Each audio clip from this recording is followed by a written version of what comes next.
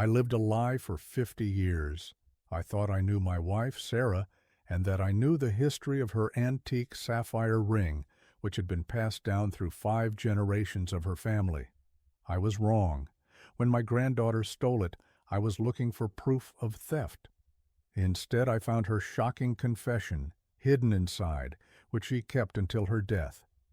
This secret tore my family apart, only to stitch it back together in a way I never expected. My name is Robert, and I recently turned 70. Sarah passed 3 years ago, and with her, it felt like a lifetime of peace and understanding went with her. We built a beautiful life, one built on what I thought was absolute trust. After she was gone, the only thing I truly cherished, the physical tether to her memory, was that ring. It was a heavy piece of gold set with a deep blue sapphire that caught the light even in the dimmest room. It wasn't just jewelry, it was a connection, a history, a piece of us. I kept it locked in my small mahogany keepsake box, hidden deep in my study. A ritual every evening: open the box, hold the ring, and remember her face. It was Tuesday morning when I noticed it, that casual, sickening discovery that turns your world upside down in a second. I went to the study, opened the box, and the space where the ring rested was bare, empty. The cold, polished wood mocked me. My heart didn't just sink, it felt like a granite block dropped through my chest. The first thought was denial. I must have misplaced it. But I knew better. I am a creature of habit, especially when it comes to relics of Sarah. Now, if you want to stay updated on how this mystery unfolds and hear more true stories of betrayal and clever revenge, please take a moment to hit that subscribe button. It ensures you won't miss the next dramatic part of the saga. I searched the house for an hour, tearing my study apart, checking every crevice and forgotten pocket. Nothing. The lock on the box was simple, a small key that I kept on my keyring. The only people who had access to my home recently were family, and when I ran the mental list, one person stood out like a siren in the dark: Emily. Emily is my 17-year-old granddaughter. She's my daughter's child, and she's been a source of constant friction in the family for the past 2 years. She's troubled, yes, but her behavior was escalating. It started with petty arguments, then disrespect, and most recently, a relentless, entitled demand for money. I need brand-name clothes. Everyone else has a better phone. This allowance is pathetic. Her mother, my daughter, always excused it as teenage angst, but I saw something colder in Emily's eyes, a distinct lack of respect for things that mattered, especially things that were earned or cherished. Just last week she was over, hovering near my study, complaining loudly about how she needed $1,000 for a trip that she suddenly remembered. I gently but firmly refused. Now the ring, a literal piece of history, priceless to me, was gone. The suspicion settled in my gut like acid. It was Emily. It had to be. The pain of the theft was nothing compared to the pain of the betrayal, the realization that my own flesh and blood could sacrifice the memory of her great-great-grandmother for a handful of quick cash. I felt sick, not just old, but deeply, profoundly foolish for having such a viper in my home. I couldn't just accuse her. Not yet. I knew how my daughter would react, a fierce, protective denial that would only push us further apart. The ensuing family drama would overshadow the search for the ring itself, and I desperately needed that ring back. The family already had deep cracks, and a direct accusation would shatter us completely. I needed proof, undeniable evidence, before I confronted anyone. My primary goal shifted from mere recovery to a meticulous, surgical plan of verification. I decided against calling the police. The chaos would be too much. I needed to move quietly, discreetly, and fast. I had to find where she would take it. And for a teenager desperate for quick money, there was only one place: a pawn shop. But not just any pawn shop. I had a specific memory, a place tied to my own history, a place where discretion and honor still meant something. I knew the clock was ticking, not just on the ring's recovery, but on my relationship with my own daughter, Lisa. Before I went to the pawn shop, I felt obligated to give her a chance, a final act of familial duty, even though I knew the outcome would be ugly. I invited her over under the pretense of discussing estate matters, avoiding any mention of Emily or the theft. When Lisa arrived, she was already harried, running late, and stressed, the usual state of a working mother covering for an unruly teenager. I sat her down in the living room, offering coffee, trying to inject some calm into the brewing storm. I started gently. "Lisa," I said, my voice steady, "something very important is missing from the house. Sarah's sapphire ring. I cannot find it anywhere." Her reaction was immediate and defensive, a wall slamming down between us. She didn't offer sympathy or concern, she offered skepticism. "Dad, come on. Are you sure you haven't just put it somewhere safe and forgotten? You know how things pile up?" The dismissal in her tone was a fresh stab of pain. It wasn't just about the ring. It was about her complete unwillingness to acknowledge my clarity or my grief. "I keep it in the mahogany box, always locked." I checked. "It's not there," I insisted, trying to keep the desperation out of my voice. I took a deep breath, knowing this was the moment I had to mention Emily. "Lisa, Emily was here last week, right after I refused her the money." She was close to the study. The transformation in her demeanor was instantaneous. Her face, already tired, hardened into a mask of righteous indignation. "Robert, that is a cruel and baseless accusation. How dare you suggest my daughter is a thief? She's a teenager. She's stressed, yes, she's hormonal, but she is not a criminal." "This is paranoia, Dad. You're letting your grief get the better of you, jumping to conclusions and blaming the easiest target." She stood up, pacing the room, her voice rising in pitch. The scene was open and dramatic, but purely emotional, a true rupture of trust. "Why are you doing this? Why are you always so eager to see the worst in her? You know how difficult her father was. Don't you dare treat her like a suspect in your own home just because you misplaced a piece of old jewelry." The way she diminished the ring, calling it a piece of old jewelry, was intended to hurt me, and succeeded entirely. She was using my age and my widowhood as a shield for Emily, turning my concern into a symptom of my own declining mental state. "That piece of old jewelry is your great-grandmother's legacy, Lisa. It's the last tangible piece of your mother's love I have," I countered, the calmness in my voice fracturing. "I am not paranoid. I am careful. And the facts point to one direction. The facts are that you are suffering from some kind of fixation. You need to go through your drawers again, Dad. You need to focus on yourself, not on demonizing a 17-year-old girl who needs support, not judgment," she spat, grabbing her purse. She refused to even consider the possibility, slamming the door on any further discussion. She left in a hurricane of accusation, leaving me sitting alone in the heavy silence, the room echoing with the word paranoia. The conversation achieved one thing. It solidified my resolve. The rift was now a canyon. My daughter would not help me. In her unwavering denial and aggressive defense of Emily, she had made it clear that I was completely on my own. I could not trust my family with the truth. If I was going to find the ring, and if I was going to expose the theft, I had to be a silent, strategic hunter. I picked up the phone. It was time to call the one man who might, just might, have the integrity and history to help me discreetly. "Mr. Johnson, at Johnson & Son Antiques and Loans, the old family pawn shop." Johnson & Son wasn't one of those brightly lit, generic places with steel bars and aggressive security. It was tucked away on a quiet side street downtown, smelling faintly of wood polish and old paper. It was the kind of place where business was done on a handshake, a relic of a different era.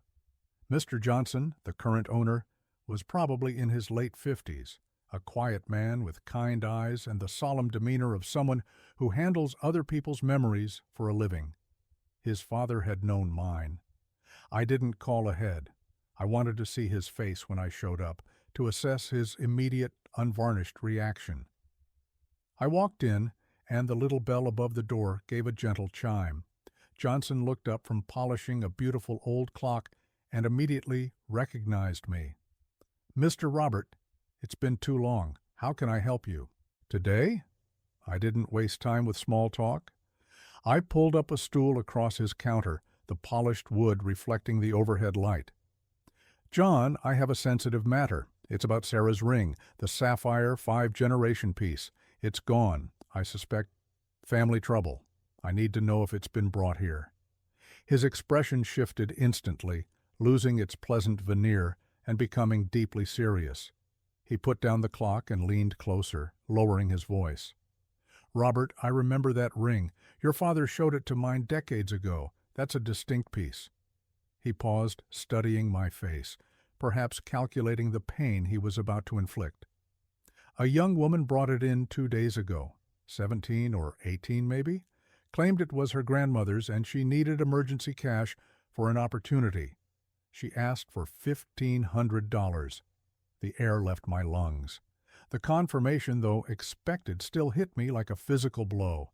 Emily, my own granddaughter, throwing away centuries of history for a measly $1,500, the sheer, breathtaking disrespect of it. I kept my face neutral, focusing on John's words, not the roaring anger in my ears. "Did you take it, John?" I asked, my voice barely a whisper. "I did, Robert. But here's the thing. I only gave her $500 cash for the immediate need, and I logged it as a 90-day collateral loan for the full $1,500. The moment I saw it, I had a feeling. That ring is worth far more than that, and it's too unique. I didn't want to buy it outright and flip it, not knowing where it came from. I told her the rest would be available when the paperwork was finalized, buying myself time. I knew the history, or at least I thought I did. This was the first stroke of luck. John's integrity, his respect for tradition, and my family's history had bought me time and prevented the ring from disappearing onto the open market. He hadn't fully paid her, meaning the transaction was still technically reversible, or at least manageable. He looked uneasy. "She signed the documentation under the name E. Smith." I didn't push for more ID than necessary. I didn't want to spook her, but I figured I could always track it if needed. E. Smith. "Emily," I confirmed grimly. I pulled out my wallet, ready to pay the $500 immediately and take the ring. "I'll clear the loan now, John. Thank you. You've saved me." But John held up a hand. "Wait, Robert. There's something else. Something really strange. I didn't call you right away because I wasn't sure how to handle it. After she left, I decided to do a deep clean. It was dirty, you know. And that's when I noticed it. Something about the setting was off. There was a tiny, tiny seam, almost invisible unless you knew where to look. I thought it was just wear and tear, but I was wrong." He reached under the counter, retrieving a velvet jeweler's cloth. My breath hitched. John, the pawnbroker, placed the sapphire ring gently on a small, felt cushion on the counter. My hand automatically reached out to steady myself on the cool wood. This object, which I had held thousands of times, suddenly felt alien, hiding a secret I had never suspected. "Look closely at the underside, Robert," John instructed, pointing with a jeweler's loupe. "Right here, at the base of the sapphire setting. It's a seam, almost microscopic, designed to look like part of the antique filigree." He took a tiny, almost invisible tool, no bigger than a sewing needle, and inserted it into a minuscule indentation. With a slow, excruciatingly gentle movement, he applied pressure. There was a faint, almost inaudible click, and the top section of the ring, the entire sapphire setting, pivoted open like a tiny secret locket. I stared in absolute disbelief. 50 years of marriage, and I had never known this ring was anything more than a solid piece of jewelry. Sarah had worn it every day, and I had examined it, cleaned it, and cherished it. Never once had I felt or seen that mechanism. It was a masterpiece of Victorian ingenuity, a secret compartment designed to be found only by accident or by someone with specialized knowledge. Inside the tiny hollow, nestled in the velvet lining that protected the secret, was a piece of paper. It was rolled so tightly it looked like a grain of rice, aged and yellowed, but undeniably a note. John used his tweezers to extract it, handling it with the reverence due to an ancient manuscript. He unrolled it carefully on the cushion. The writing was delicate, faded blue ink, clearly Sarah's elegant, distinctive cursive.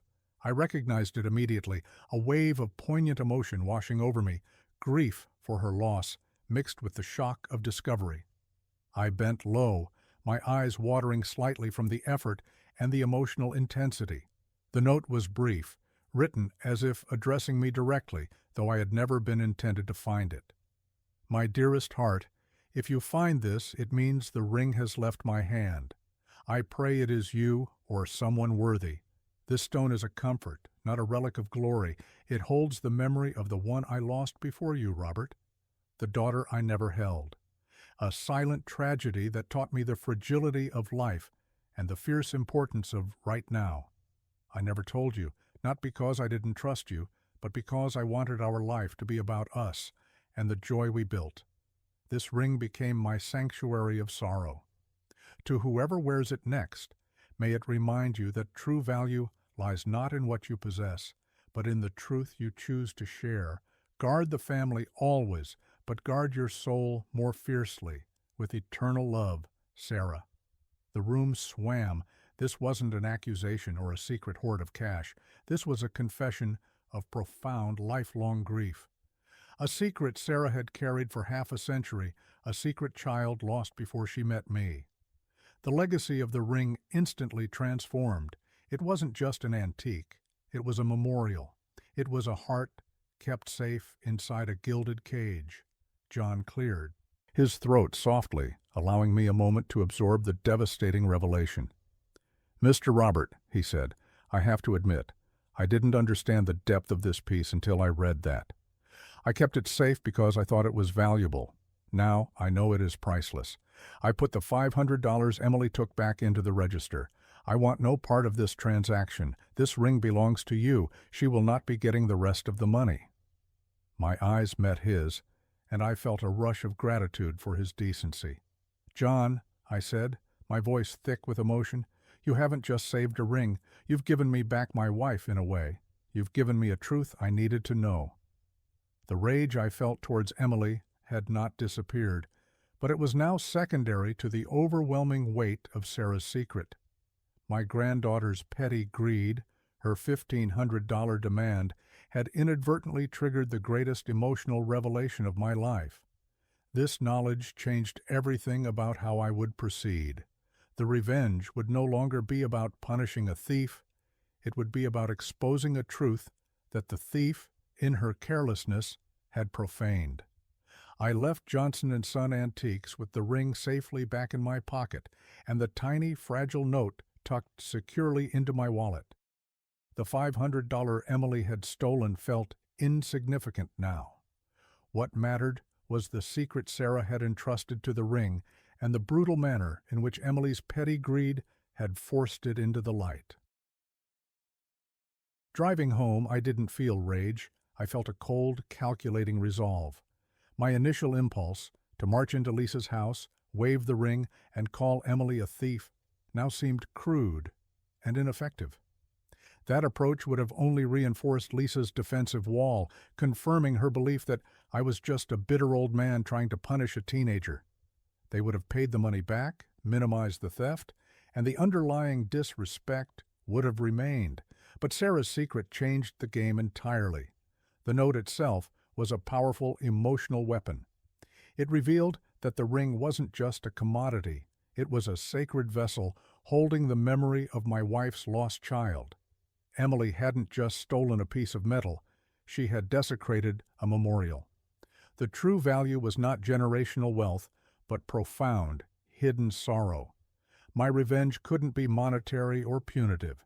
It had to be a moral exposure, a profound lesson administered publicly to the entire family. I needed Emily's consequence to be internal, a crushing weight of shame and realization, rather than external, This would be a revenge of truth. I spent the evening analyzing every word of Sarah's note. To whoever wears it next, may it remind you that true value lies not in what you possess, but in the truth you choose to share. Guard the family always, but guard your soul more fiercely. It was a sermon delivered from the grave, perfectly suited for the arrogant, materialistic teenager who thought the world owed her everything. The plan began to form, focusing on the dramatic reveal. I wouldn't call Emily a thief. I would call a family gathering, ostensibly to discuss a new discovery about Sarah's past. I would be calm, composed, and utterly sincere, which would disarm Lisa. I would play the role of the grieving widower sharing a poignant secret, not the enraged grandfather seeking vengeance. I carefully copied Sarah's note onto a pristine piece of paper, ensuring I could read the delicate script without damaging the original. I practiced the delivery of the story in my study, making sure my tone was sorrowful and reflective, devoid of accusation. The focus had to remain on Sarah's tragedy, not Emily's crime. My goal was to achieve three things in one emotional strike. Unmask Emily. Show the family exactly what Emily was willing to sacrifice for fast cash. A sacred personal object, not knowing its true history. Break Lisa's denial.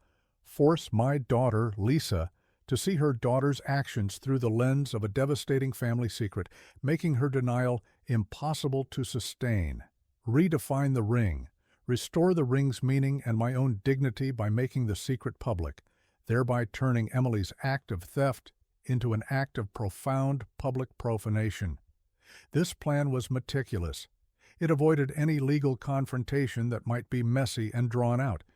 It entirely bypassed the police, which could have only led to an un-YouTube-friendly outcome, and focused purely on the devastating emotional reality of the situation.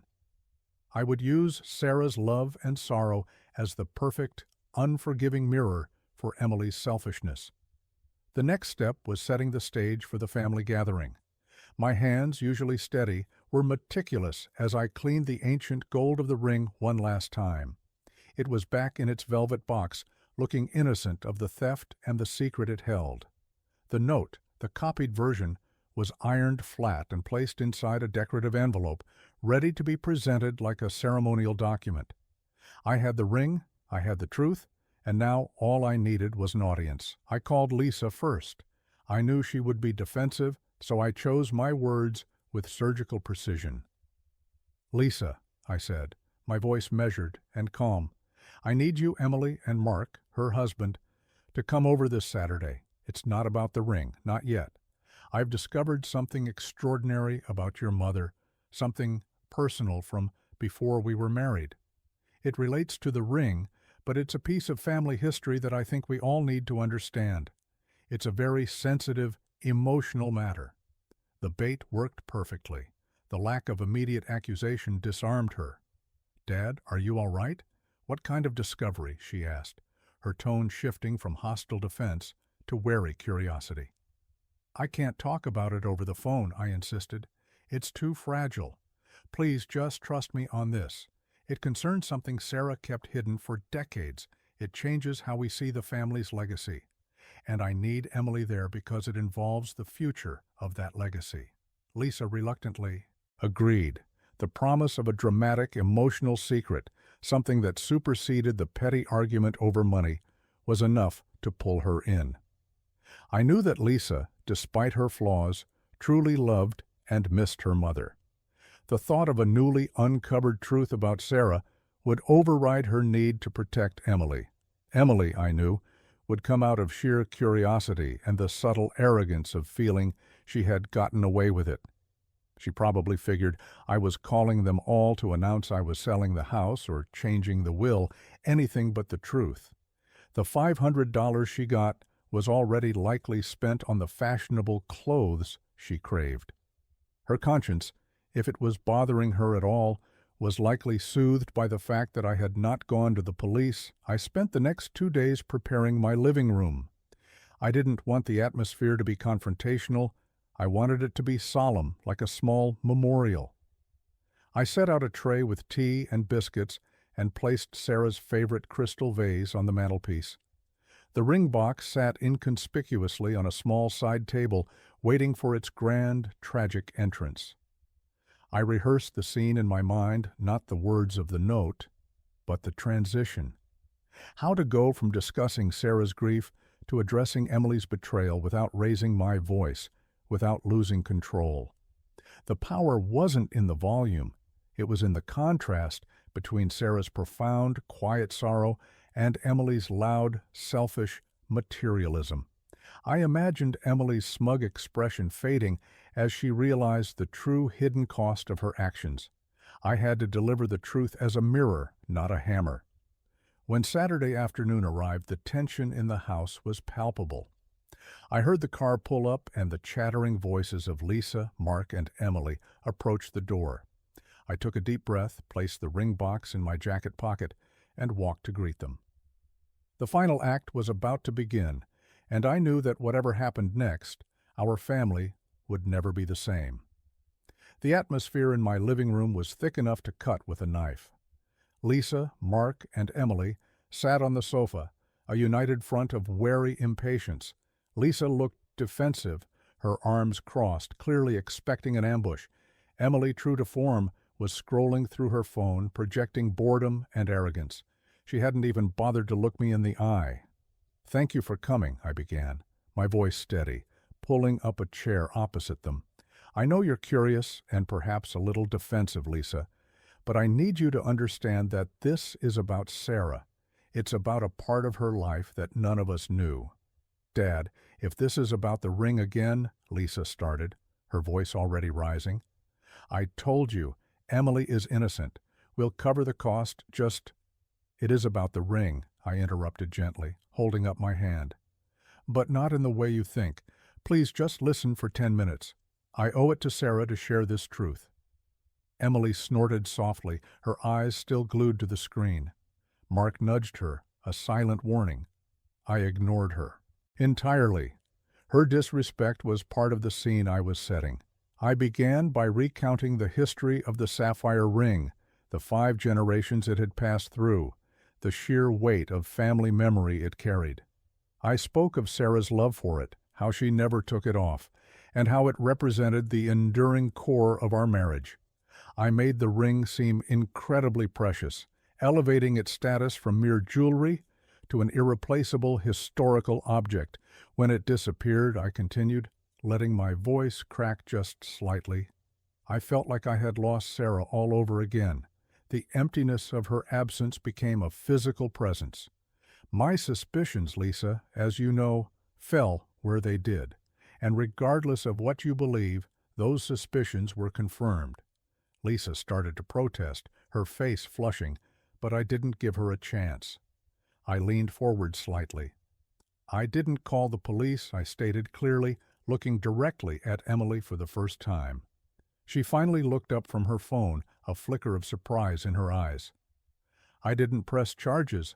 I chose not to, Emily, because I needed to understand why you did it, why you would take the one physical link I had left to my wife simply for a little spending money."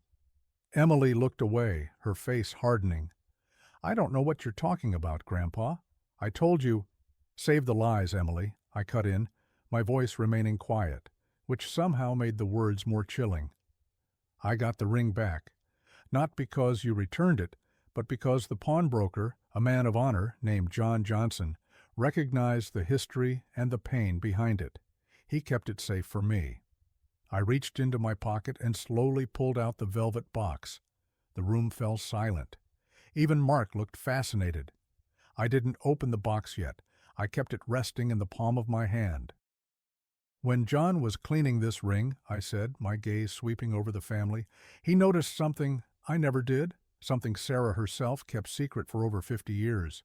This isn't just an antique family heirloom, my daughter. It is a secret container, a locket for a lifetime of hidden grief." The shock registered on Lisa's face immediately. Her disbelief was genuine. She looked at me, then at the box, then back at me, a silent, "What are you talking about?" in her wide eyes. Emily, though still trying to maintain her cool exterior, was clearly uneasy. The narrative had completely shifted from her petty crime to a mysterious secret about her great-grandmother. The stage was set. The distraction I needed was fully deployed. The velvet box rested on my palm, the small sapphire glinting under the living room light. The silence in the room was absolute, broken only by the distant hum of traffic. Lisa's defensive posture had entirely dissolved, replaced by pure, desperate curiosity about her mother.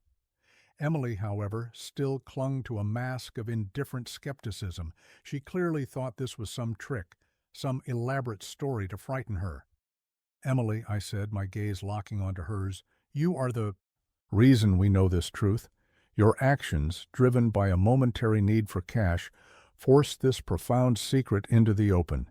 You treated a 5-generation heirloom like pocket change." I opened the box, revealing the ring. I didn't hand it to anyone. I held it up so they could see the craftsmanship.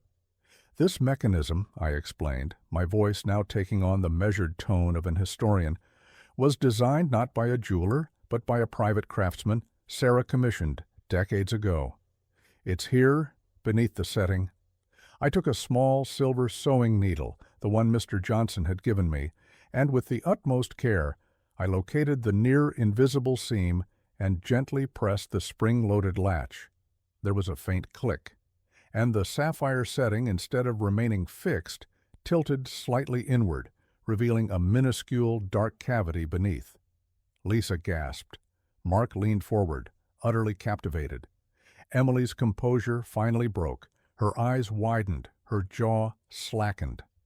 The visible shock wasn't just about the secret compartment, it was the sudden realization of the gravity of what she had stolen.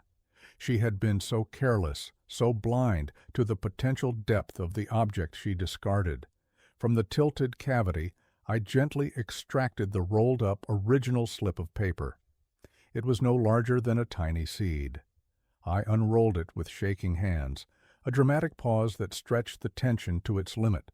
Then I began to read the copy I had prepared, making sure my voice carried the full emotional weight of Sarah's words.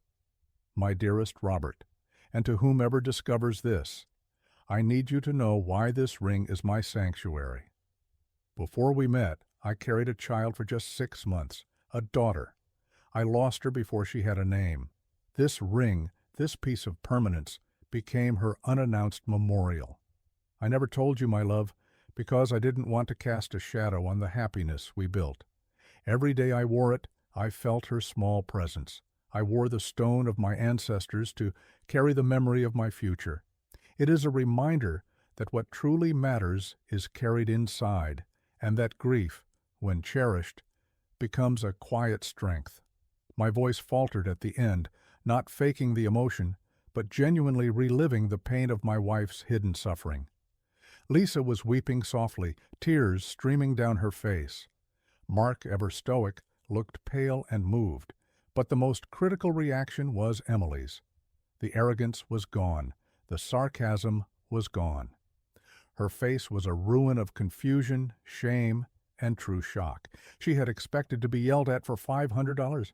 She was hit instead with the profound, hidden tragedy of her great-grandmother. Her own shallow greed was laid bare against the backdrop of Sarah's deep, enduring sorrow. The air was thick with the shame of her action, not because it was a theft, but because it was a desecration. The truth had landed, and it was devastatingly effective. The shockwave from Sarah's confession rippled through the room. Lisa, my daughter, was the first to react fully. She wasn't just crying over her mother's secret. She was grieving the truth, the years of pain Sarah carried alone, and most painfully, her own blindness. She finally looked at Emily, and the look in her eyes wasn't protection. It was utter, heartbroken recognition of failure. "Mom," Emily whispered, desperately trying to reconnect with her usual ally. Lisa shook her head, unable to speak, her gaze fixed on the tiny, rolled note. The note spoke of loss and love, and Emily's act spoke of selfish desire. The contrast was devastating.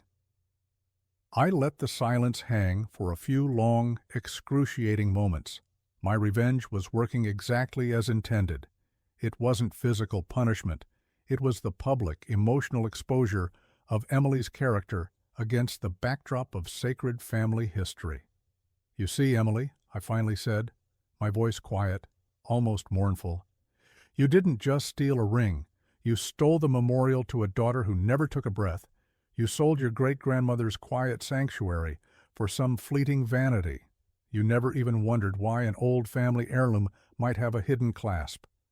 I didn't yell. I didn't threaten. I simply articulated the emotional cost of her greed. I watched as her face cycled through disbelief, defensiveness, and finally, profound, gut-wrenching shame. It was the first time I had ever seen her truly stripped bare of her teenage armor. She realized that by pawning the ring, she hadn't just angered her grandfather, she had desecrated the memory of two people she never knew, Sarah and the lost baby. I didn't know," Emily mumbled, tears welling up, but they were tears of self-pity and shame, not immediate remorse. "Of course you didn't know," I agreed calmly. "You never asked. You never cared enough to ask about the history of anything in this family. All you cared about was the immediate cash value." The true climax wasn't Emily's tears, it was Lisa's realization. She stood up, not looking at me, but walking slowly towards Emily. For years, Lisa had defended her daughter out of fierce maternal instinct, refusing to admit Emily might be truly problematic. Now, faced with the evidence, the pawnbroker, the lie, and the horrific emotional cost, that defense crumbled.